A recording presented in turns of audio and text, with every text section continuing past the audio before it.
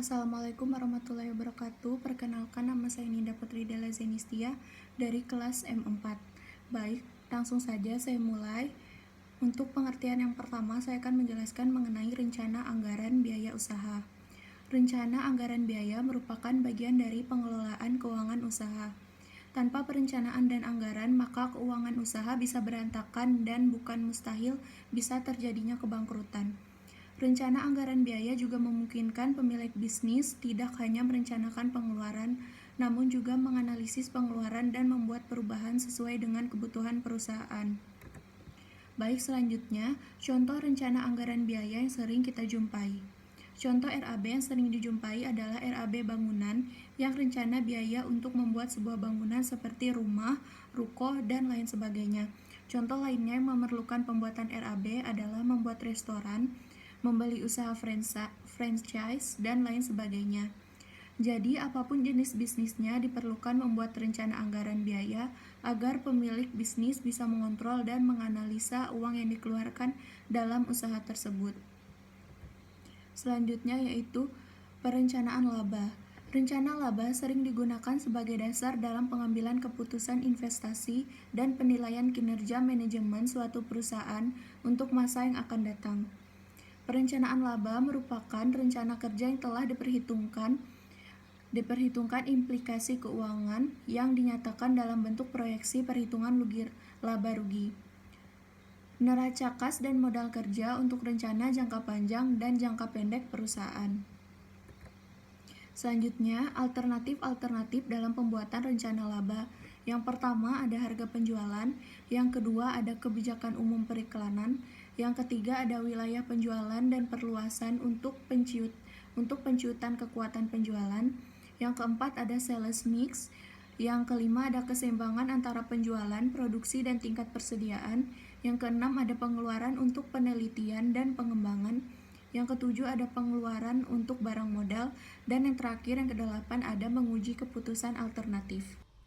Baik, di sini saya akan menjelaskan mengenai cara untuk menjawab soal-soal yang ada.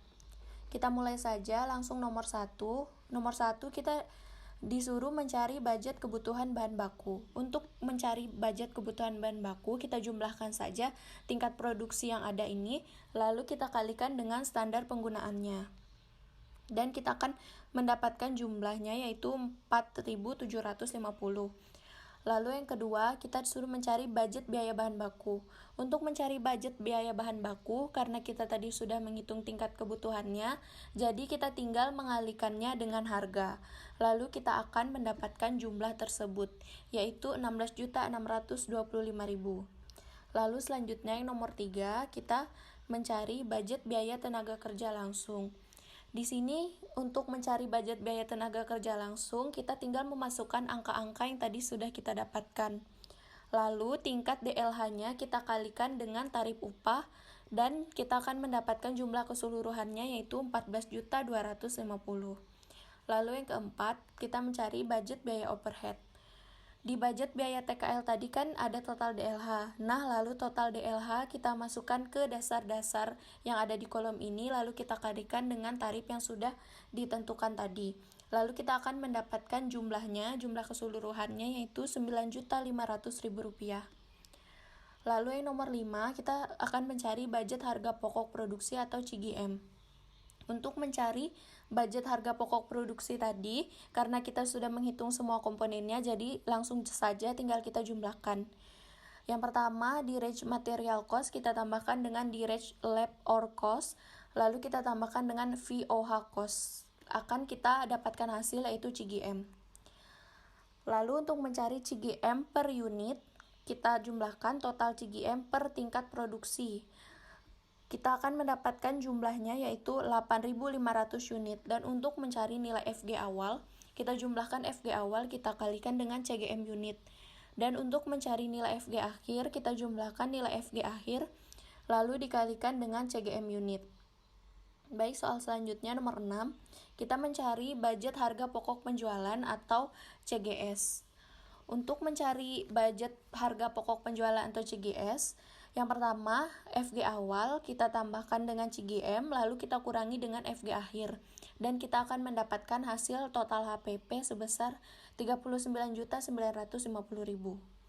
Lalu yang ketujuh, kita akan mencari budget laba rugi.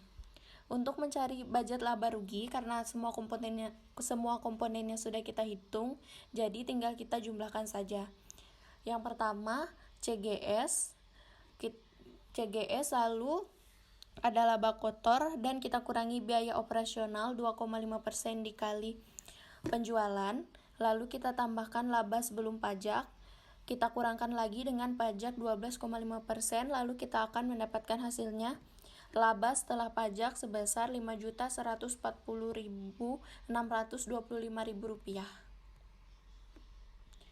Baik, soal nomor 2 yaitu biaya non-produksi. Biaya non-produksi yang ini kita tinggal memasukkan angka-angkanya saja dari komisi penjualannya itu ada 10%. Kita masukkan yang Januari tadi ada 1.000, kita kalikan dengan 10%. Februari juga begitu, Maret. Lalu semuanya kita total menjadi Rp3.300.000. Lalu komisi penjualan, lalu angka penjualannya tadi ada di soal ada 5%, kita kalikan dengan berapa yang ada di soal. Lalu kita semuanya kita jumlahkan dan kita akan mendapatkan hasil yaitu Rp15.450.000. Sekian penjelasan dari saya. Wabillahi taufiq wal hidayah. Wassalamualaikum warahmatullahi wabarakatuh.